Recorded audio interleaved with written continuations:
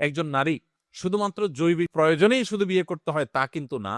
আমাদের এই সমাজ এত ভয়াবহ একটা অবস্থায় সমাজে বিরাজ করছে যে একজন বিধবা একা একা সমাজের চলা তার জন্য কঠিন হয়, তার একজন পুরুষ গার্ডিয়ানের দরকার হয়, চলাফেরা করতে অসুবিধা হয়, নানান লোকের কুদৃষ্টি পড়ে, তার জীবনযাত্রাটা কঠিন হয়। এই ভদ্র মহিলার বিয়ে করাটাই বরং উচিত। অতএব কোন বিধবা মহিলা বিয়ে করলে যদি কেউ কটু কথা বলে, সে আল্লাহর জমিনে সবচেয়ে বড় পাপিষ্ট, সবচেয়ে বড় খারাপ মানুষগুলোর একটা।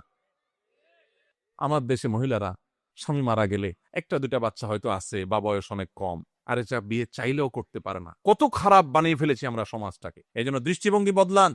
যে সমস্ত মেয়েরা বিধবা হয়েছে তাদের বিয়ে দিতে বরং সাহায্য করবেন, উৎসাহিত করবেন, তাদেরকে সাইদা বলবেন যে কোনো লজ্জার ব্যাপার নাই, আমরা তোমার নেতৃত্বে তোমার বিয়ের ব্যবস্থা করব, আমরা সবাই সহযোগিতা করব। তার বিয়ের জন্য উদ্যোগ নেবেন, চেষ্টা করবেন না ইনশাল্লাহ। আমাদের এই সমাজের সমস্ত খারাপ বদ অভ্যাস, খারাপ স্বভাব, খারাপ কালচার, অপসংস্কৃতি, এগুলোকে মাটির নিচে দাপন করে সমাজটাকে সুন্দর করতে হবে আমাদের। ঠিক আছে না ইনশাআল্লাহ?